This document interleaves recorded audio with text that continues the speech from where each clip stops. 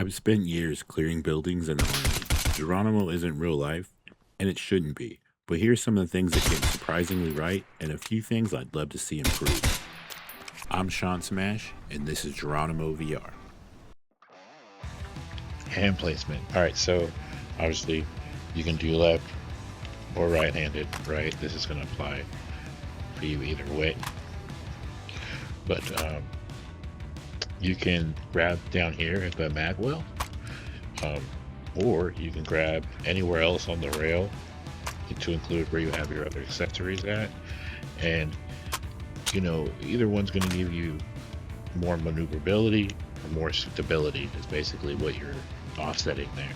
The further out on the rifle, it's going to give you a little bit more stable shooting platform versus in here you're a little bit tighter, more maneuverable, especially for tighter places like on a boat per se, or CQB and ready positions, right? So we've got just kind of your general, you know, obviously you have your slung. If you have a sling, this is like an automatic sling in the game. Then you got your carry position, and then you have your low ready, right? And then you've got your high ready, or high ready, and then high port, I believe is what they call it, right? So port, high ready, low ready. And you can kind of see the gun snaps into those positions. I'm not necessarily doing those on their own. So you're going to be at low ready, come up, safety, safety, right? High ready, down, safety, safety, right? High port, down, boom. Head dots, your head placement matters less as much as with magnified optics. Magnified optics are going to make a lot bigger difference, right? But you can see that if my head placement, if I bring the gun, I can bring my head down here, but the preference is to bring the gun to where your eyes are at, right? My eyes are going to be looking, my eyes are looking at this target here, right? Eyes low ready, boom. Safety. Eyes are going to look at this left target in the back now, boom. Right? Because if I bring my gun up and then I have to come down here, if I bring it to here and then I gotta find it, you know, that just takes more time for the engagement. Height overboard. Basically, height overboard is the offset that you have from where your optic is lined up and your barrel is lined up. Now, we're not going to really cover zeroing, which is going to be where the optic lines up versus the trajectory of the round coming down. We're just going to talk about the height overboard in this game and like CQB scenarios, right? So in this instance, you're going to see that, you know, I can put this red dot right in that A, right? Oh, did it go in the A? It went below, because if you look, right, and in this game we can do this, we can go right through the target, right, and you can see that if I put my dot there, that's where the barrel is at, right? So that's called height over the bore or the rifle, which is the middle, you know, of the rifle. So, and it's gonna have that effect, like, right, we can try to do A up in the A right there again, and it's still gonna land low. So, but you're within, you can see that 15, it's gonna get to about 25 before you're gonna see, you should see those lines intersect, but it's also going to be depend on what your zero is set to. But specifically really close, you're gonna see that I can aim off the target and it's gonna go. You see that? A little above the target. See that? So height overboard. Pistols, you're such a slow, you have such a low profile on your sight that's not really going to be as big of a deal. You're going to see wherever that dot is kind of where the round is going to go.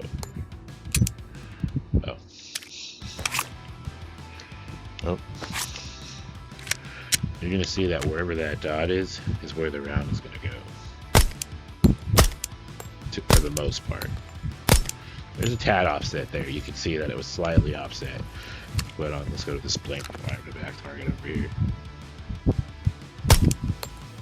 Now most pistols are 0 to 10 to 15 meters, so or yards, so you can tell that you're offset on the pistols as well.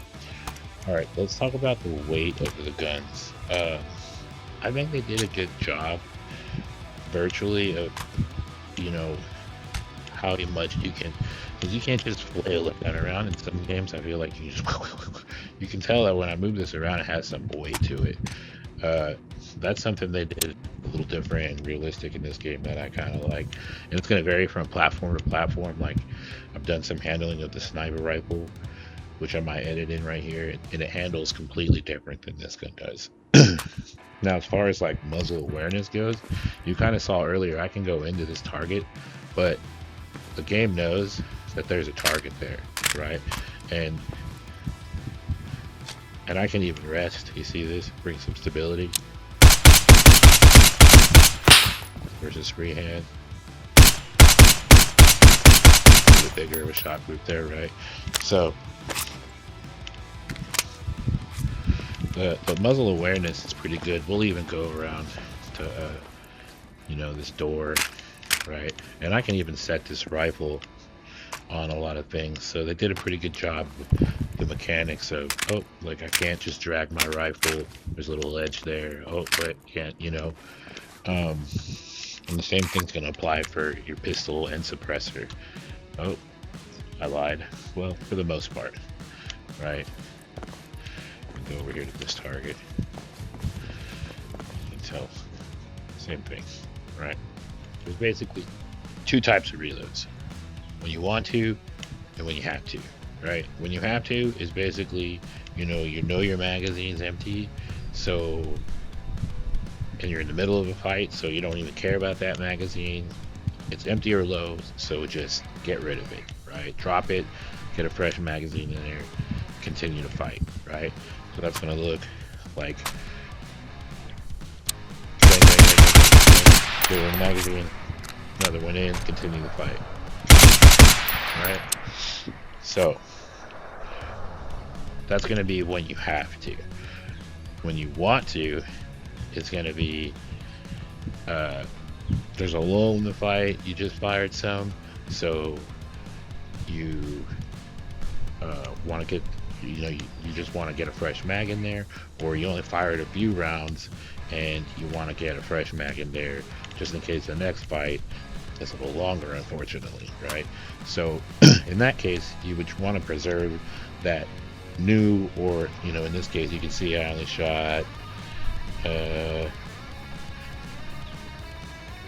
about half the map, right? So we're going to want to keep that magazine. So what we'll do is we'll grab a magazine from down here, and we'll hit that B button, and you see that L-shaped magazine change, right? And we'll get that fresh magazine in there. You can see that magazine is fresh. There's your partial, and we can put this wherever you want on your kit.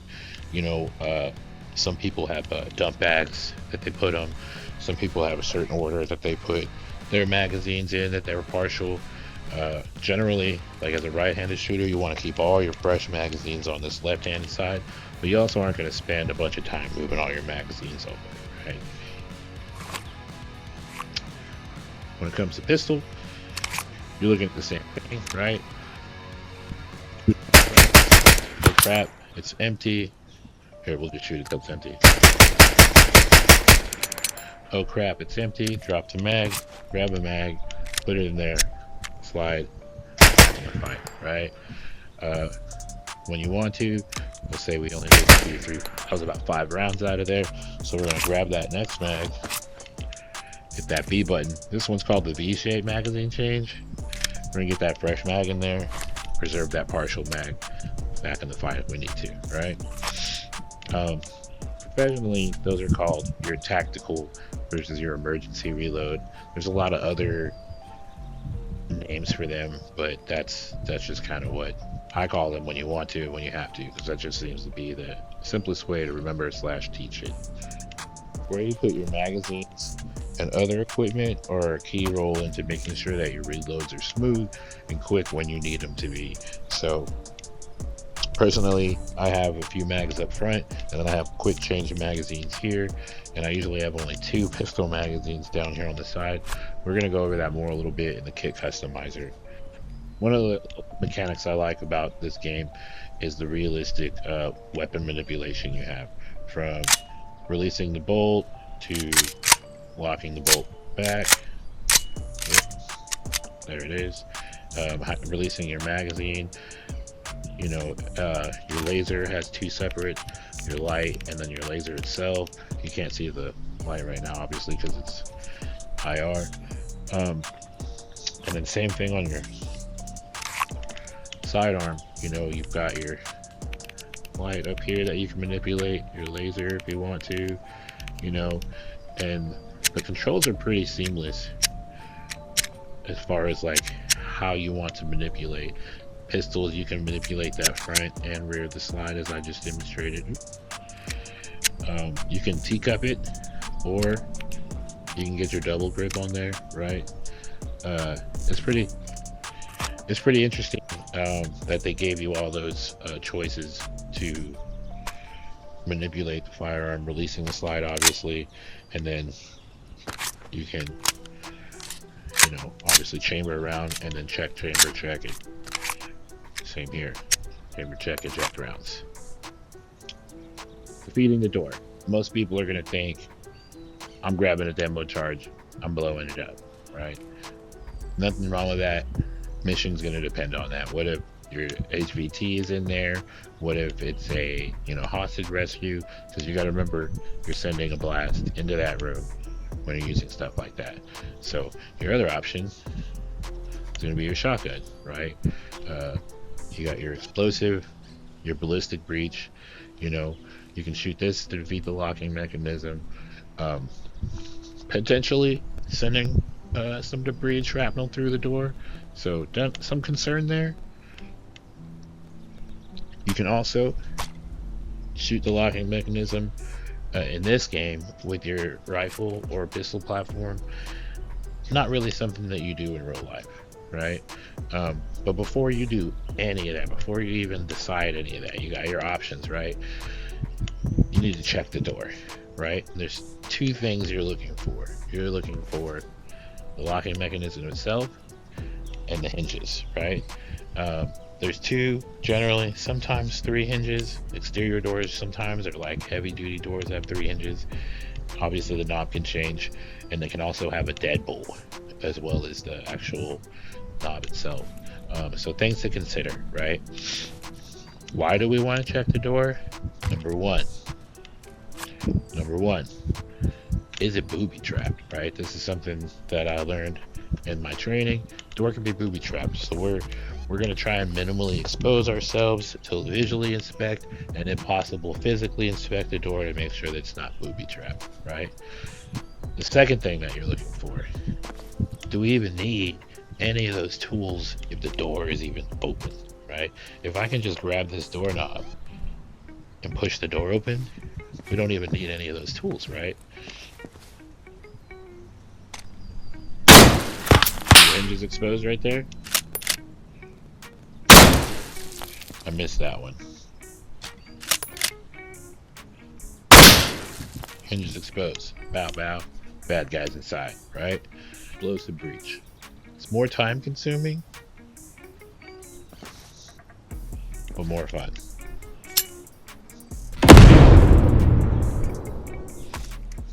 Moving and clear. Boom. Let's talk about threshold. This is your threshold, right? So we don't really want to go past this threshold unless we're ready to, and that's any part of us. So even when I'm physically scanning a room, if there's somebody right here and I haven't seen them yet and I pass this threshold, they can grab my rifle or shoot me, or I expose myself basically, right? So threshold is important. The other second important part of the threshold is going to be what's called the fatal funnel. So there's going to be a line that you draw at an angle. I don't remember the exact numerical angle on both sides of the door, and that's basically because from here I can't see in and no one can see. But as I come out this way, you can see that line that you draw. I start exposing more and more and more and more and more until you're fully exposed all the way to the other side. So you want to make sure that you're out of the fatal funnel when you're doing things like checking the door, setting up for breach, or even as you're making entry. This is an area that you don't want to stay in. If I'm a bad guy and I'm in this room, that's where I'm aiming. That's where they're aiming at, or a window. You know, they're looking at all those entry points. So you want to make sure that you're clear of that entry point, or not standing in that fatal funnel as quickly as possible. Kit setup. Something like I learned, like I said earlier, is very important to have your kit set up the right way. And so, like, something I realized is that these magazines in the game, they're just a little too close to each other. So I need to scoot them back. That way, when I'm reaching for them, I'm not getting pistol mags when I want to get rifle mags, or rifle mags when I want to get pistol mags. Something else that I want to do is move these up here, so they're a little easier to access. These are breaching charges, right? Every mission's gonna vary as far as your kit goes, whether you want to have a belt and a chest rig, or a chest rig only, how many mags you want to carry. But the most important thing is set your kit up, go out, train, hit the ranges, shoot houses, and see if where your stuff is optimal. Practice with it, where it's optimal, where it's not optimal. That way you can learn. There's all kinds of different pouch setups, from single to double mag pouches and stuff like that you can put all over your belt. There's several other pieces of equipment you'd carry on you for stuff like this, but being this game, that's all that's really important. Something that's not on my kit is going to be grenades or flashbangs and stuff like that.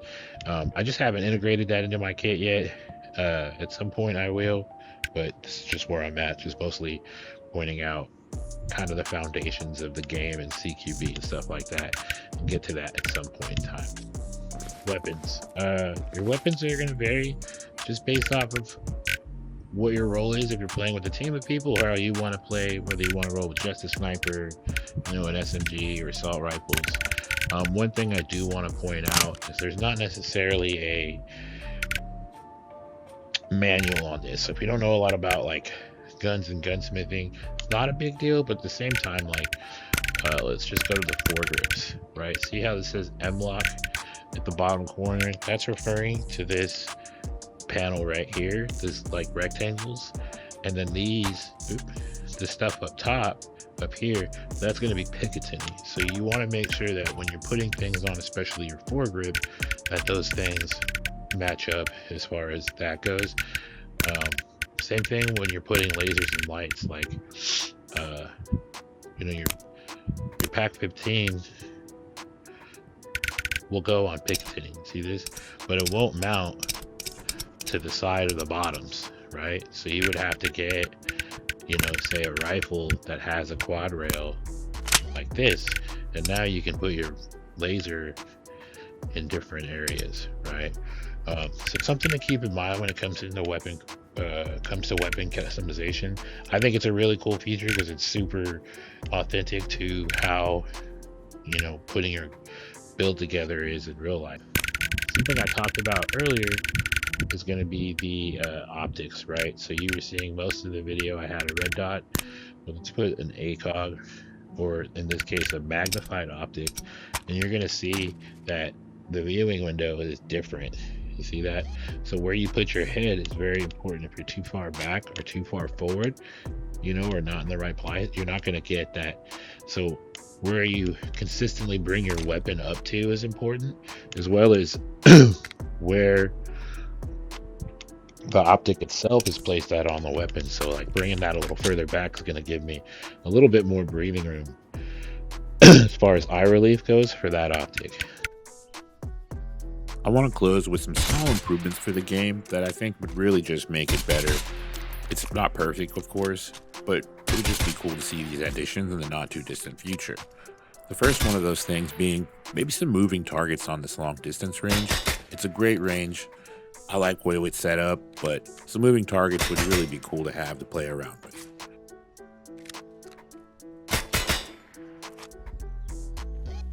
I'd like to see is, and this is really easy, is maybe just adding some more ranges on the rifle and pistol range. It comes with like, I think 6 on each one, but to see more of those added, maybe a monthly thing, add 1 or 2, that'd be another great addition to the game. The hub is my biggest complaint. This audio. The clicking every time I open a menu, you got to do something about that. It's really annoying. Aside from that, it's fairly dark in here. For the most part, you can't see very much. Just like the rifle and pistol range, I feel like there can be a few more iterations of the shoot houses, as well as the live fire one. There's only one version of the live fire one, and I feel like it starts to get repetitive after like the 3rd time. Enemy AI on the missions is pretty good. I wouldn't call it the best, but I'd like to see some improvements of that slowly the longer the game is out. The last thing I'm sure the developers are going to hear on repeat, but PvP. It'd be nice to see some type of PvP aspect in this game. I'm not sure exactly how they would pull it off, but definitely be cool to see. If you somehow made it to the end of this video, I want to start off by saying thank you very much. If you learned something in this video, feel free to hit that like button. Subscribe if you want to see some more content. I appreciate anybody that comes through, and we'll see you on the next video.